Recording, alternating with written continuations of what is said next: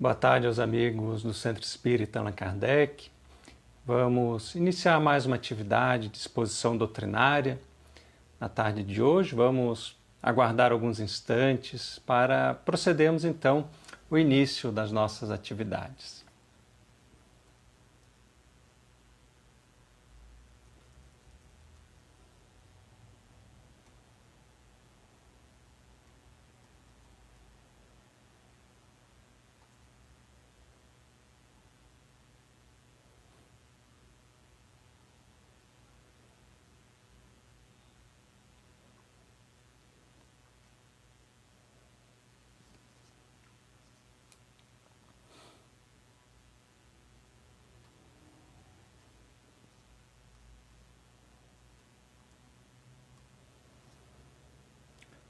Nós lembramos aos amigos que as nossas atividades presenciais continuam suspensas, continuaremos com as nossas atividades na modalidade online ou virtual, com as exposições públicas nas terças, quintas e domingos às 20 horas e nas quartas-feiras às 15h30.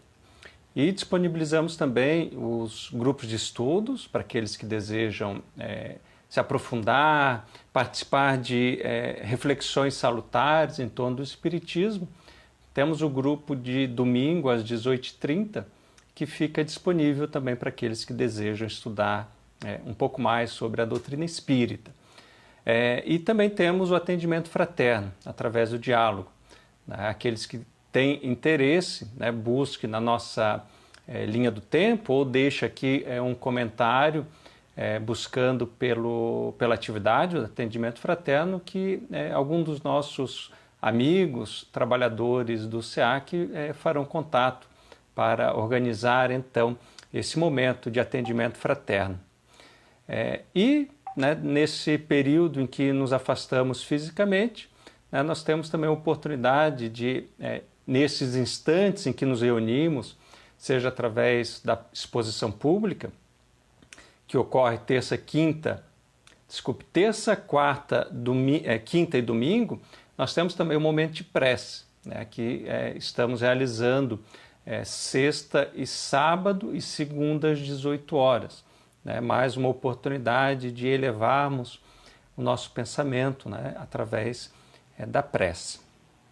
Então vamos iniciar a nossa atividade, mais uma vez dando boa tarde aos amigos, esses que estão nos acompanhando ao vivo nesta quarta-feira às 15h30, rogando aí que estejam, ou fazendo votos que estejam todos bem.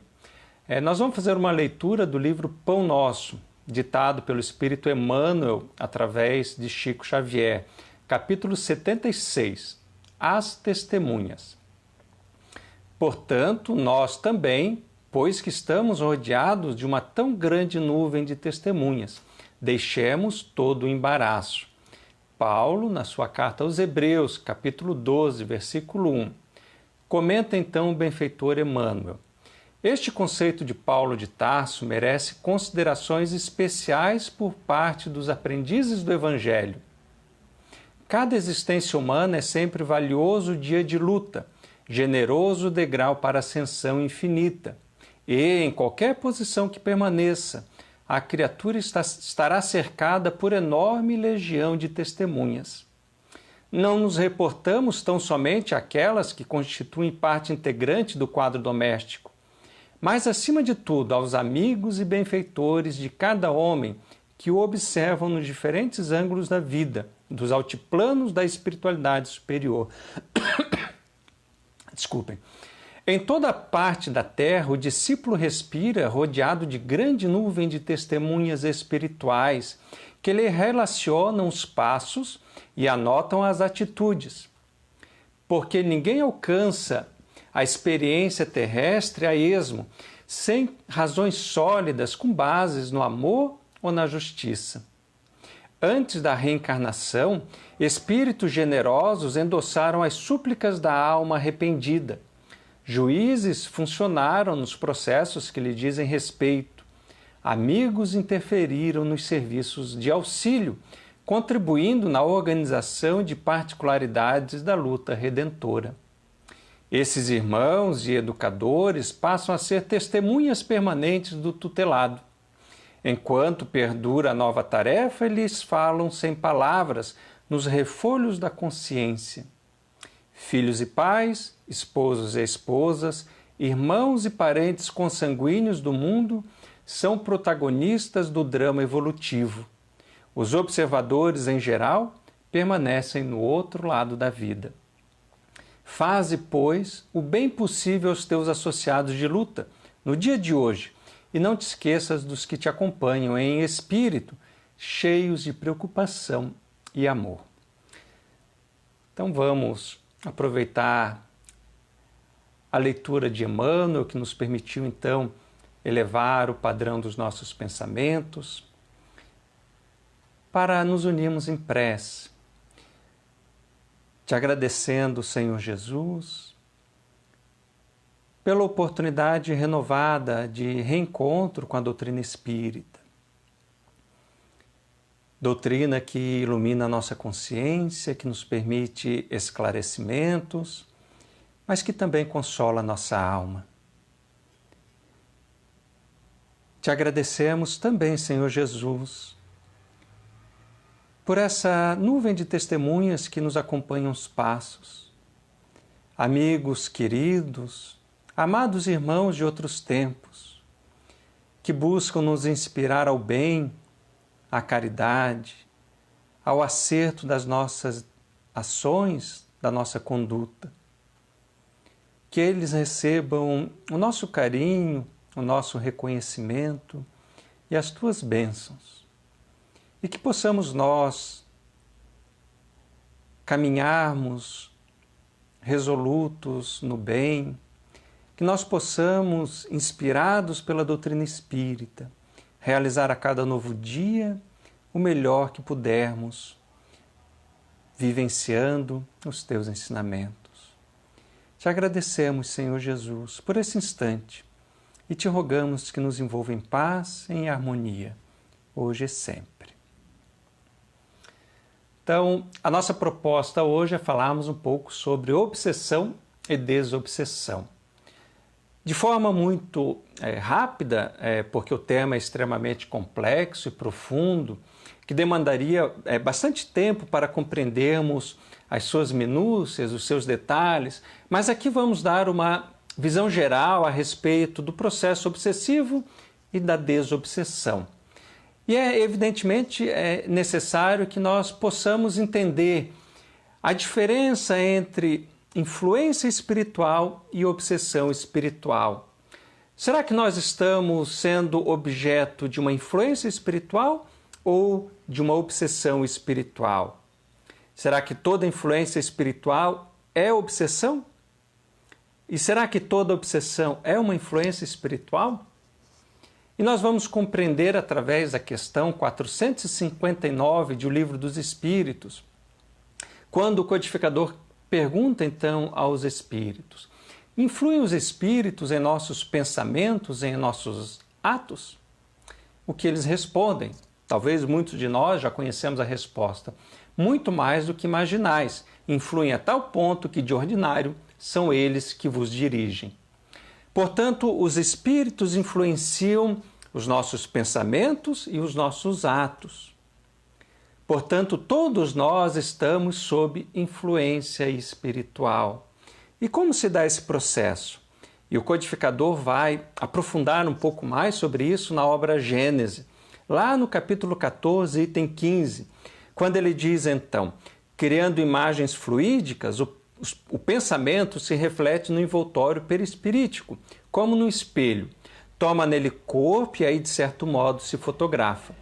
Desse modo é que os mais secretos movimentos da alma repercutem no envoltório fluídico, que uma alma pode ler noutra alma como num livro e ver o que não é perceptível aos olhos do corpo. Portanto, nós, através do pensamento, nós criamos formas. Pensamento, na fala de André Luiz, na sua coleção A Vida no Mundo Espiritual, na fala do codificador, imagens fluídicas, ou seja, o nosso pensamento cria uma forma e nós então refletimos no nosso perispírito o nosso pensamento e nós então temos, como se refere o codificador, uma fotografia do que pensamos. E diz o codificador, isso, né, é essa imagem fluídica refletida no nosso perispírito que os espíritos observam. É ali, como diz o codificador, que uma alma pode ler noutra alma, ou seja, todos os movimentos. E o codificador avança depois na questão 460, 61, questionando a respeito do pensamento, e os espíritos dizem que nem os mais secretos dos nossos pensamentos ficam inacessíveis aos espíritos, ou seja, aquilo que nós pensamos e nós escondemos das outras pessoas, e nós escondemos, se pudéssemos falar desta forma, de uma forma concreta, que nós escondemos no cantinho da nossa mente, os espíritos podem observar, porque a partir do momento que nós pensamos, nós criamos então uma imagem fluídica e os espíritos então podem nos observar.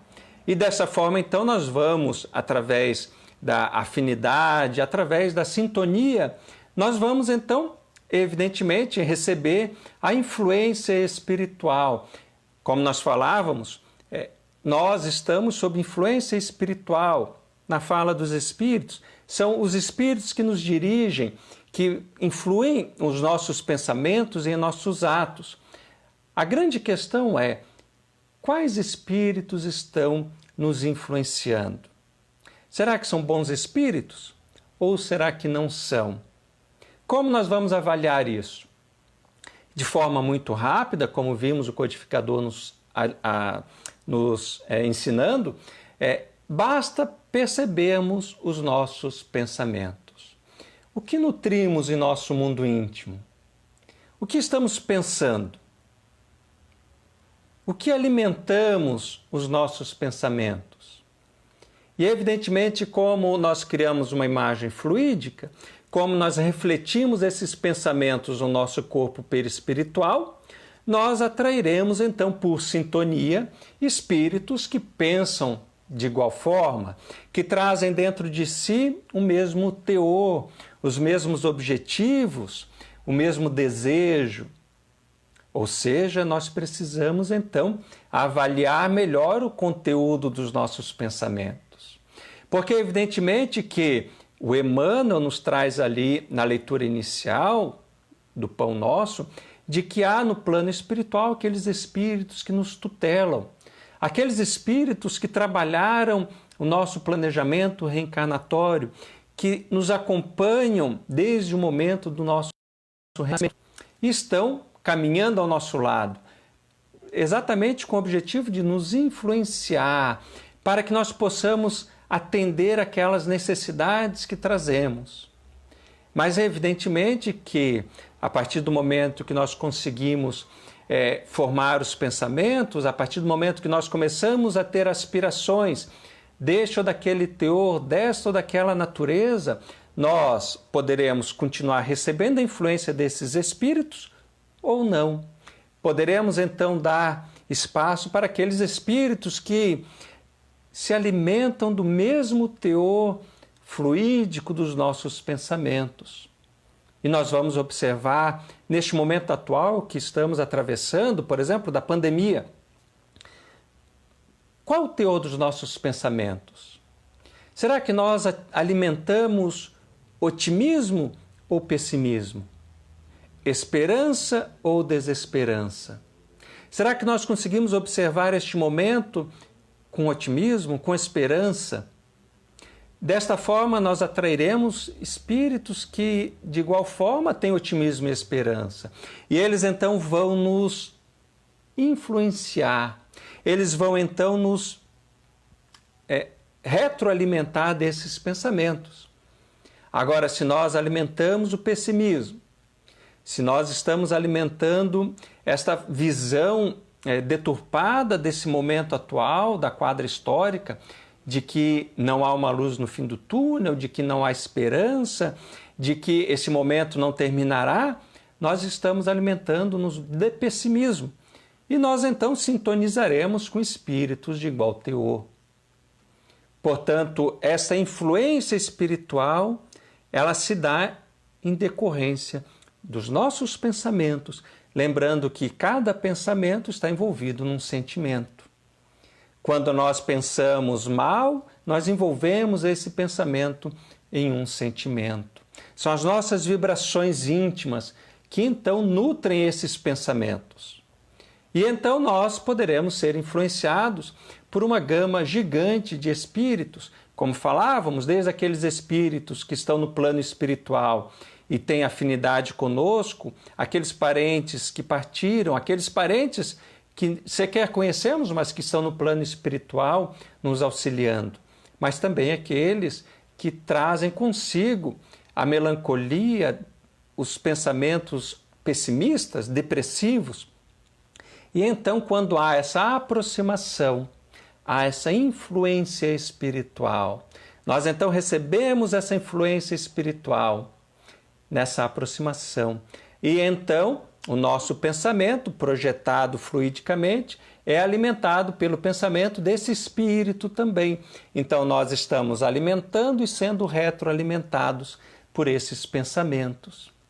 O que nos chama muita atenção na fala de Paulo de Tarso, como líamos no capítulo Pão Nosso, que foi trazido de forma proposital para iniciarmos uma reflexão a respeito disso, porque Paulo já ao seu tempo, tendo essa visão espiritual, esse conhecimento espiritual, ele já traz, pois que estamos rodeados de uma tão grande nuvem de testemunhas.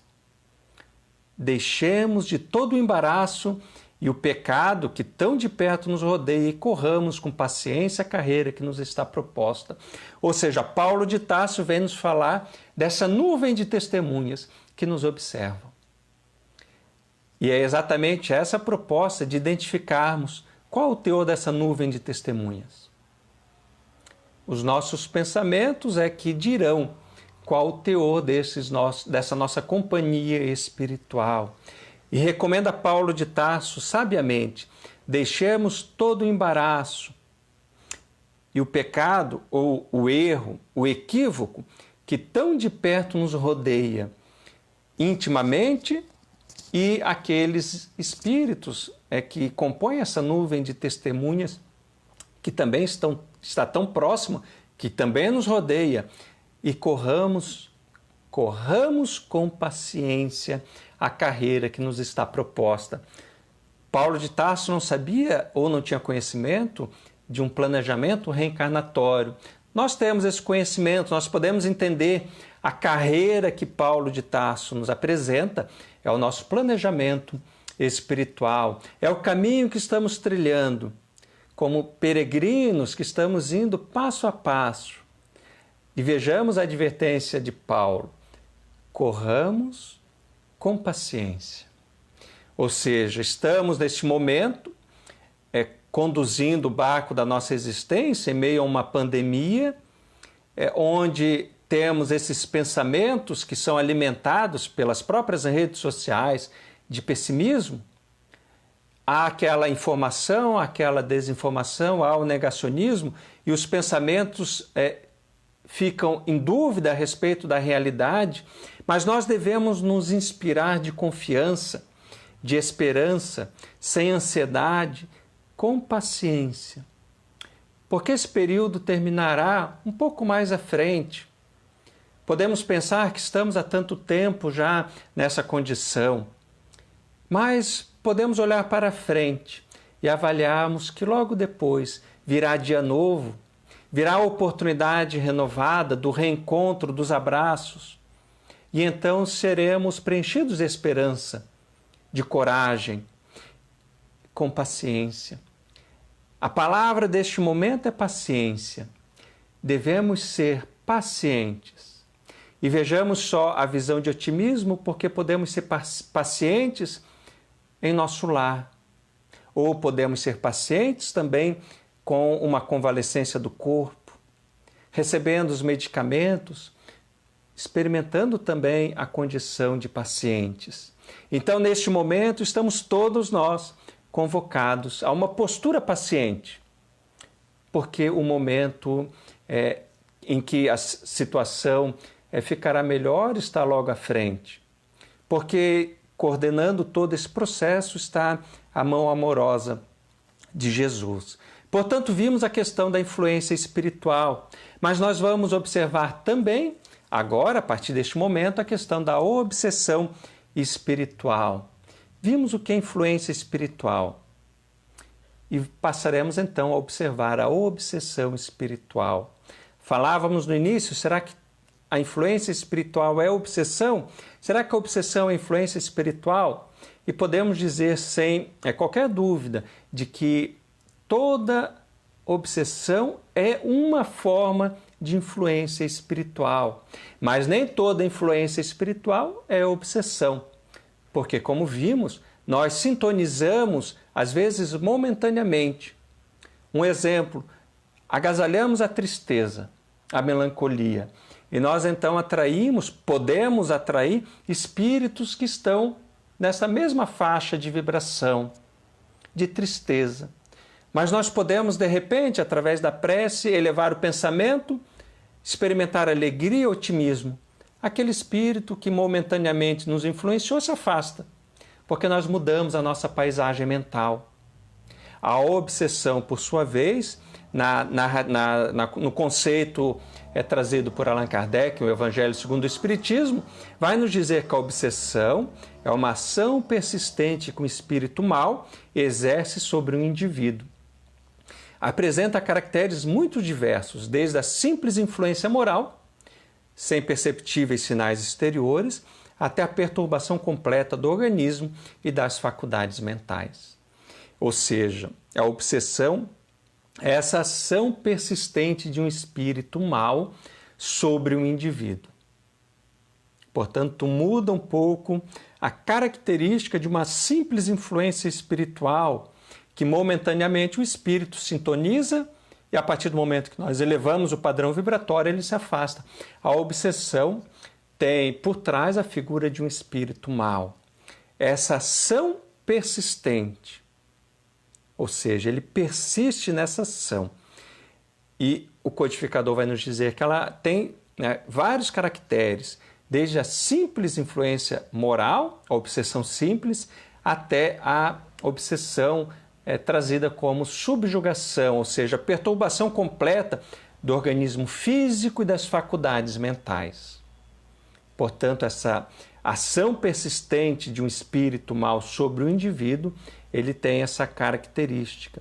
Ele vai fazer o mal, desequilibrando o psiquismo de tal forma, ou seja, de uma forma simples, ou até a subjugação ou a perturbação completa.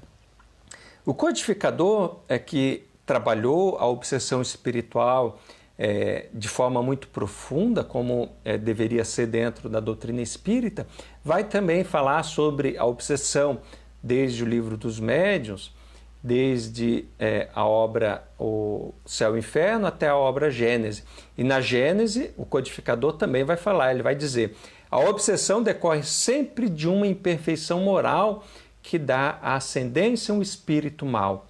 Portanto, nós vamos observar que a imperfeição moral, ela vai então permitir a ação desse espírito mau sobre a sua vítima, sobre o obsidiado. E diz ainda o codificador: quase sempre a obsessão exprime vingança tomada por um espírito, cuja origem frequentemente se encontra nas relações que o obsidiado manteve com o obsessor em precedente existência. Portanto, nós vamos compreender que a nossa imperfeição moral, ou seja, a imperfeição moral daquele que sofre a obsessão, é a que dá ascendência, ou aquela que é o que permite a ação desse espírito obsessor. E diz o codificador que quase sempre a obsessão decorre de um desejo, de um propósito de vingança, tomado por um espírito que, numa outra existência, manteve relação conosco e foi então ali uma das nossas vítimas, ou aquele que sofreu de alguma forma uma ação equivocada nossa. E Manuel Filomeno de Miranda, no livro Nos Bastidores da Obsessão, primeiro dessa coleção magnífica do espírito Manuel Filomeno de Miranda, através de Valdo Pereira Franco, quando ele vai trabalhar as predisposições à obsessão, ele vai nos dizer: em toda obsessão, mesmo nos casos mais simples, o encarnado conduz em si mesmo os fatores predisponentes e preponderantes, os débitos morais a resgatar que facultam a alienação. Portanto, quando nós vamos nos debruçar sobre os processos obsessivos, nós vamos compreender que as imperfeições morais que nós trazemos é o que permite a ascendência desse espírito obsessor e conduz nesse sentido o espírito Manuel Filomeno de Miranda, que somos nós, os encarnados ou os obsediados, que carregamos em nós mesmos esses fatores predisponentes e preponderantes, que são os nossos débitos morais. Então, os nossos débitos morais, conjugado com as nossas imperfeições morais, imperfeições morais sendo aquilo que constitui a nossa natureza moral, os nossos vícios, e os nossos débitos morais, ou seja, as nossas ações de outras experiências. E não podemos descartar as experiências desta atual existência, porque a obsessão se dá nesse quadrante de espírito para encarnado, de espírito para espírito, de desencarnado para desencarnado, melhor dizendo, de encarnado para encarnado e de encarnado para desencarnado. A mais comum, a que nós conseguimos relacionar de forma mais fácil, é de um espírito, de um desencarnado, para um encarnado. Portanto, nós vamos observar que quando nós falamos de obsessão, ou que nós dissemos que nós somos objetos de uma obsessão, nós estamos falando que nós trazemos dentro de nós as imperfeições morais, conjugado com os débitos morais de outros momentos.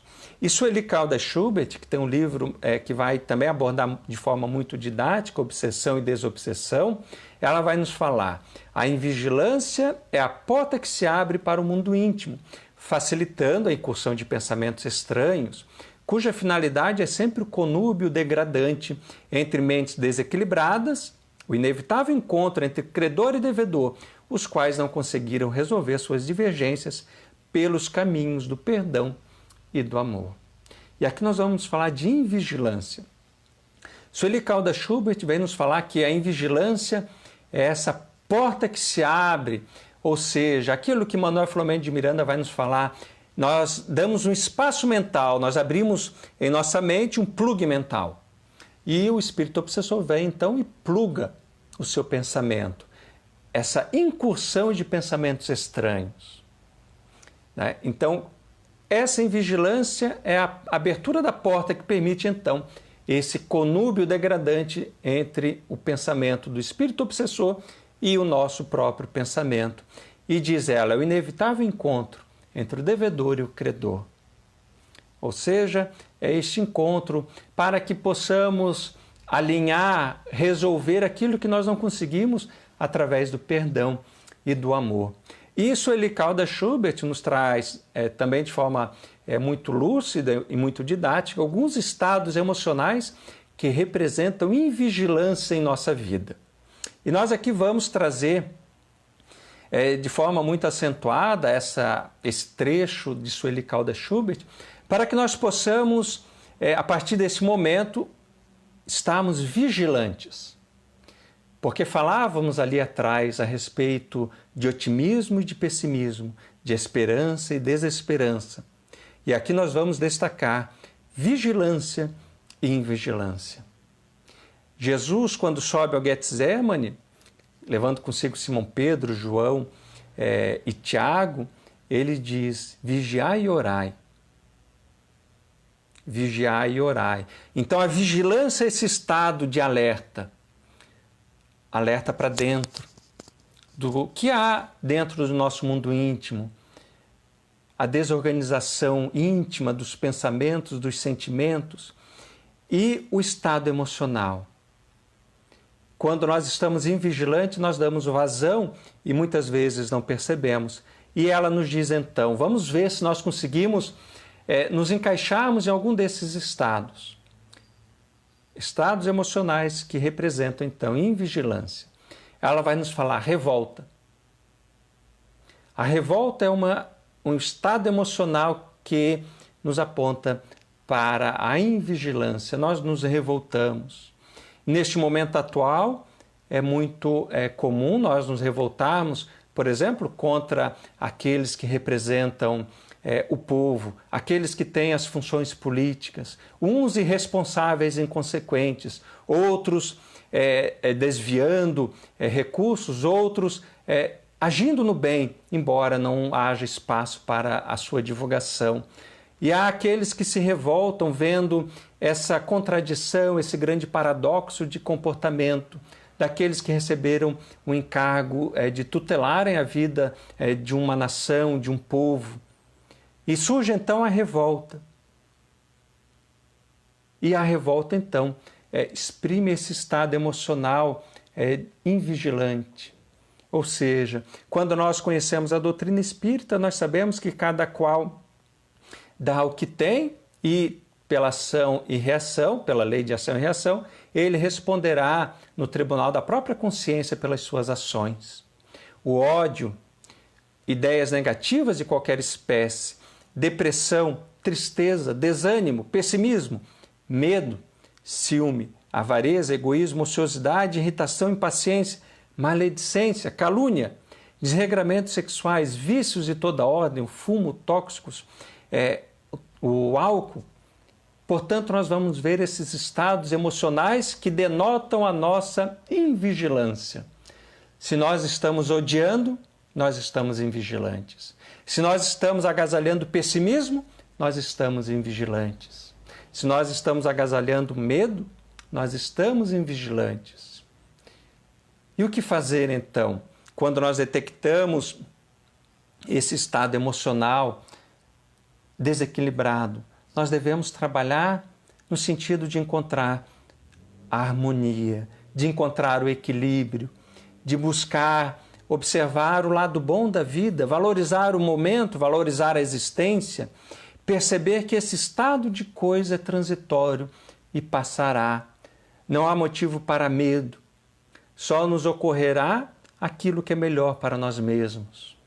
Quando nós agimos de forma prudente, zelosa, cuidando consigo, tendo cuidado consigo e com o outro, só nos alcançará aquilo que merecemos e que necessitamos, que tudo é um aprendizado. E que amanhã sairemos fortalecidos de toda essa conjuntura de coisa.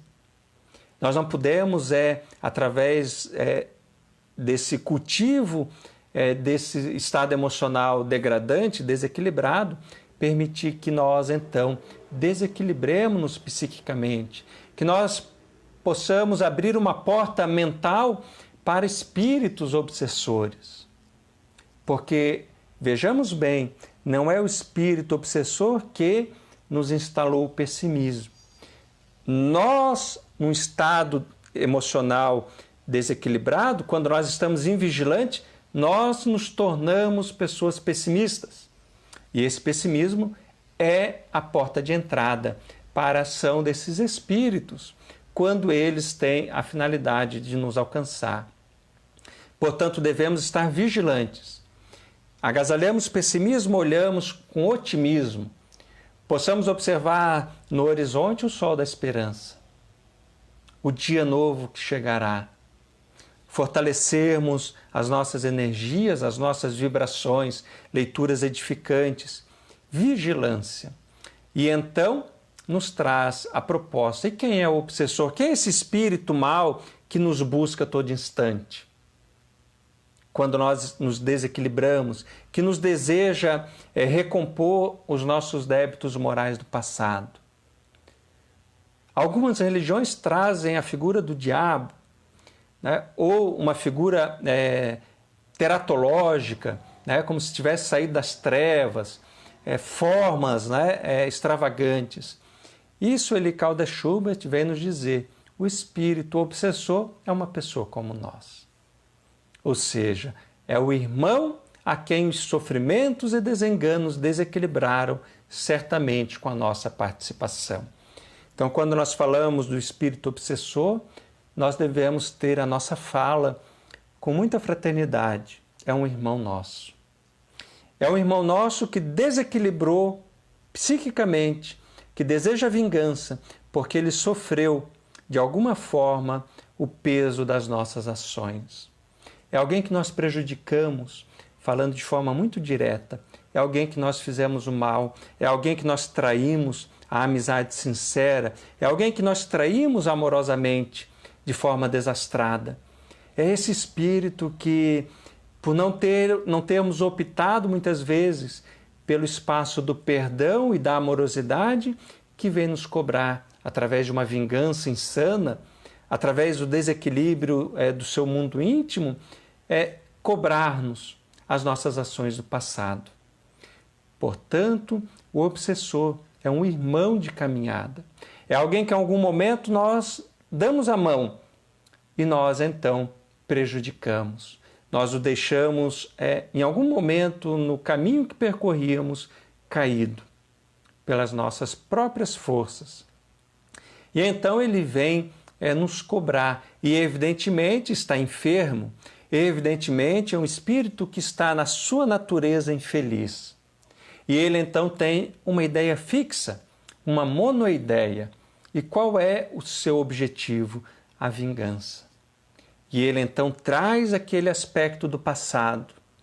Ele traz aquela nossa natureza de uma outra experiência para esta experiência.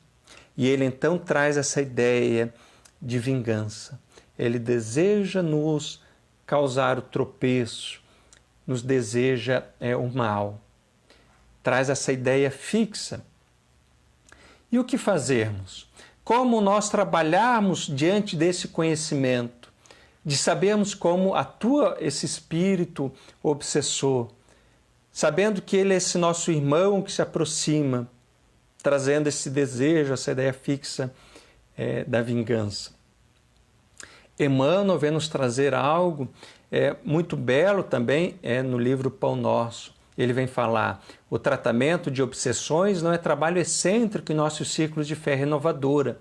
Constitui simplesmente a continuidade do esforço de salvação aos transviados de todos os matizes, começado nas luminosas mãos de Jesus.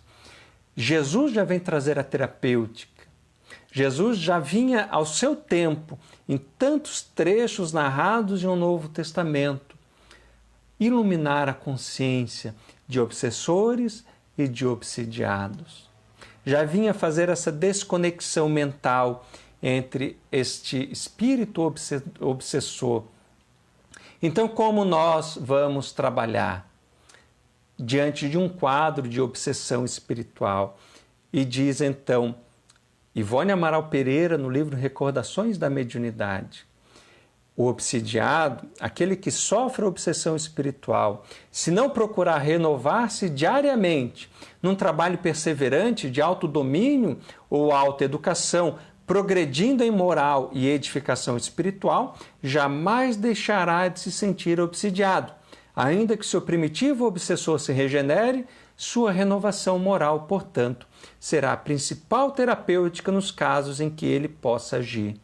Portanto, nós iniciamos esse processo de desobsessão pela própria autodesobsessão, ou seja, nós estamos implicados nesse processo, renovação diária, trabalho perseverante de autodomínio e de autoeducação, progredindo moralmente e edificando-nos espiritualmente.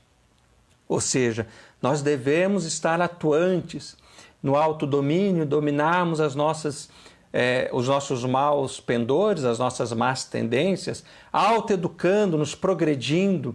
Ou seja, nós somos esses que o codificador tão bem definiu, os verdadeiros espíritas, esses que estão nesse processo de transformação moral. Ou seja, estamos vigilantes, estamos nesse processo de renovação íntima. E o espírito obsessor, então, ele se aproxima de nós e ele percebe que não somos mais aqueles velhos espíritos do passado.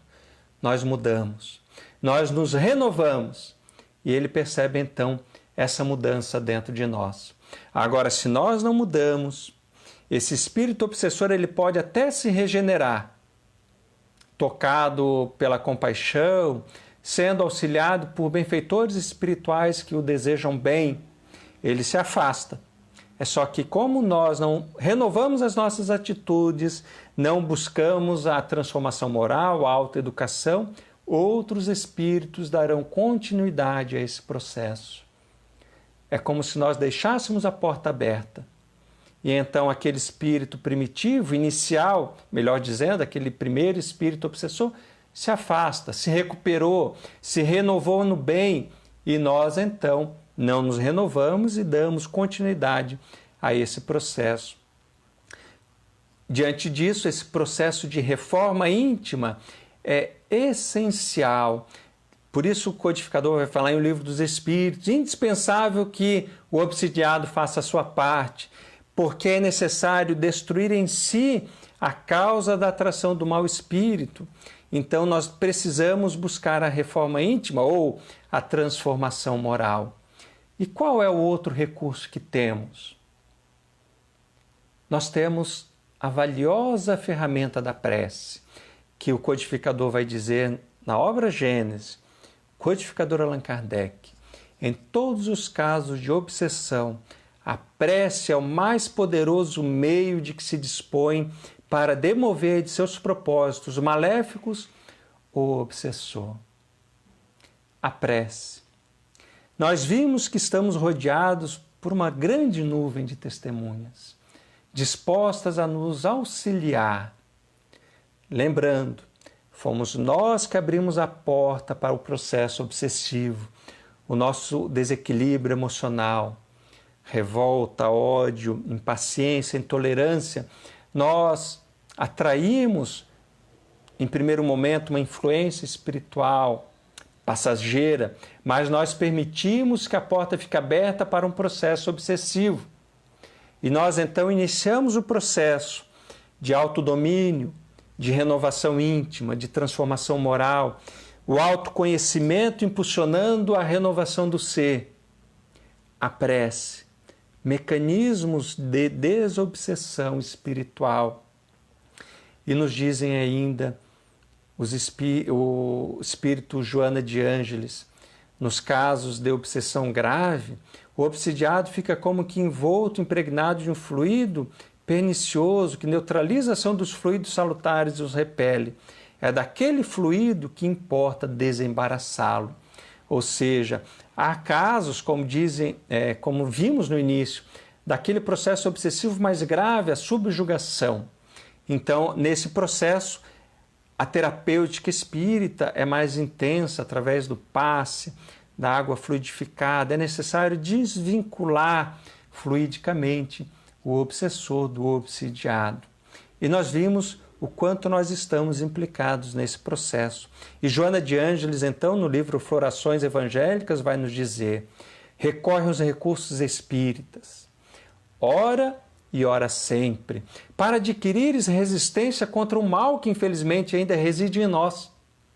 Permuta a conversação enobrecida, pois que as boas palavras renovam as disposições espirituais. Utiliza o recurso do passe socorrista, rearticulando as forças em desalinho. Sorve um vaso de água fluidificada, restaurando a harmonia das células em desajustamento e, sobretudo, realiza o bom serviço. Portanto, Joana de Ângeles vem nos falar: ora, para adquirirmos resistência contra o mal que reside em nós. Ou seja, precisamos trabalhar intimamente, conversação enobrecida, dignificante, boas palavras. E vamos começar a avaliar o que estamos pensando e o que estamos falando, o que estamos conversando. Precisamos ser aqueles que inspiram o otimismo. Precisamos acalmar os ânimos. Precisamos espalhar harmonia, otimismo, esperança, fé, coragem. Nós devemos renovar as nossas disposições espirituais. Sabemos que momentaneamente estamos sem a possibilidade do passe, mas temos a possibilidade da água fluidificada, E quando nós vamos buscar esse recurso? No momento do Evangelho no lar. A proposta terapêutica também contra o processo obsessivo. Quando nós escolhemos um dia da semana, um horário determinado, nós reunimos então a família em torno da proposta de refletirmos ou de reflexionarmos em torno do Evangelho do Novo Testamento ou de um trecho do Evangelho segundo o Espiritismo. E nós iniciamos colocando ali um copo d'água para que os benfeitores possam fluidificar. E ali então fazemos uma leitura inicial, uma prece, abrimos uma página, na sequência ou acaso, lemos uma pequena mensagem e nós então começamos a fazer os comentários a respeito daquela proposta, daquele trecho para a nossa vida diária, o nosso cotidiano, como estamos trabalhando aquelas virtudes do Evangelho. E nós então fazemos uma prece de agradecimento. E os benfeitores espirituais, atendendo a nossa rogativa, fluidificam então aquela água que está ali. Portanto, nós vamos observando que a dinâmica da obsessão nos convida à dinâmica da autodesobsessão, da vigilância, de estarmos sempre atentos, porque evidentemente que nós temos a proposta da reunião de desobsessão no Centro Espírita, onde a reunião mediúnica se propõe a convidar esses espíritos obsessores para ali, à luz da palavra evangélica de Jesus, à luz da ação dos benfeitores espirituais, do choque anímico que ocorre naquele instante, ele possa então despertar a consciência, observar as suas próprias ações e então ser recolhido em atendimento.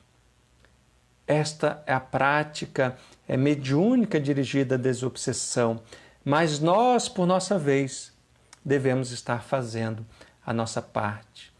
Atentos. Quando nós falamos das influências espirituais e dos processos obsessivos, nós devemos ter sempre em conta a fala de Paulo de Tarso aos Hebreus. Estamos rodeados por uma nuvem de testemunhas que nos acompanham, que estão conosco nesse instante, observando o teor dos nossos pensamentos, que refletimos imagens fluídicas e que devemos, nesse instante, mais do que qualquer outro instante da nossa existência, talvez, ser de teor elevado, de falarmos no bem, de termos a grande proposta de esperança e de fé, uma vez que, observando o Evangelho de Jesus, vamos verificar que Ele próprio percorreu a sua via crucis, carregando a cruz da injustiça para abrir os braços para a humanidade, num grande suplício de dor. Mas ali diante da grande multidão, recomendava a Deus que pudesse então ter misericórdia de nós, que não sabemos ainda o que fazemos desde há 2000 anos, que ainda estamos buscando o equilíbrio íntimo, o autodomínio, que ainda agasalhamos medo e pessimismo, mas que rapidamente devemos mudar a nossa visão de mundo para entender a ação e a manifestação de Deus em nossa existência, mas também na existência de toda a humanidade e deixar fluir a vontade de Deus, que na sua justiça nos alcança a todos, na medida do nosso merecimento, na medida das nossas necessidades. Tenhamos esperança, tenhamos fé e tenhamos otimismo, para que esses espíritos que nos rodeiam percebam em nós uma luz que ilumina, o mínimo que seja, diante das nossas imperfeições, mas que possamos fazer brilhar uma pequena chama, para sermos qual um pirilampo, um vagalume que vagueia, mesmo que muito próximo ao charco, mas que já faz um rastro de luz, que já permite aos outros observarem melhor o estado de coisa que ocorre. E assim, iluminando, nós vamos auxiliando, nós vamos inspirando outras vidas, vamos fortalecendo o ânimo para prosseguirem, vamos fazendo com que essas almas levantem-se para seguir o caminho a que estão ajustadas, sabendo que Deus permite a cada um de nós o carreiro que nos compete, trazendo conosco as nossas necessidades. E nós, mesmo sob a injunção de uma pandemia, nós continuaremos o nosso carreiro, a nossa jornada, levantando a fronte ao alto, sabendo que do alto Jesus nos ampara com as suas mãos augustas, permitindo que a misericórdia nos alcance a todos, fazendo com que nós olhemos para o lado e percebamos que há alguém que precisa da nossa ajuda, que está em condições muitas vezes de maiores dificuldades do que aquelas que nós pensamos que estamos atravessando. E assim nós inspiramos outras pessoas, e outras pessoas nos inspiram, e todos nós, fortalecidos no bem, na esperança, orando, nós caminharemos com uma nuvem de testemunhas, de almas amigas, de espíritos benfeitores, que nos auxiliam, que tomam muitas vezes os nossos braços, para que nós possamos firmar melhor os pés, as pernas, para seguir adiante, na direção dessa luz brilhante do horizonte, que é, senão Jesus, o grande amado Mestre que nos aguarda. Tenhamos fé e sigamos. E vamos então, nesse momento, fazer a nossa prece, agradecendo a companhia dos amigos, que nos renova o ânimo e que nos inspiram a prosseguirmos mais um dia na jornada a que nos compete. Então vamos, nesse instante, unir uma vez mais os pensamentos, te agradecendo, Senhor Jesus, pelo conhecimento que liberta, que ilumina a nossa consciência, e diante da consciência iluminada, podemos observar ao nosso lado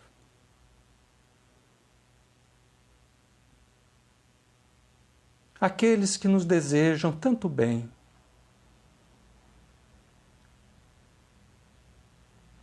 aqueles que nos inspiram coragem, fé,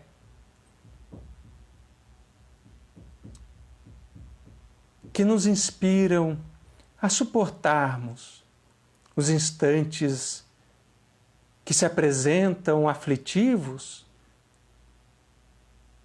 porque sabem que ultrapassaremos este obstáculo, este instante da nossa existência, fortalecidos na fé, renovados no bem, na esperança, valorizando a vida, esse momento sublime que Jesus nos concede para crescimento, para o bem. E assim, pegando as mãos desses amigos, nós te rogamos, Senhor Jesus, nos envolva na tua paz, para que nesses instantes possamos caminhar serenamente e no teu amor, que nutre a nossa alma, que nos acalenta e que nos permite vislumbrar o amanhã de glória para cada um de nós.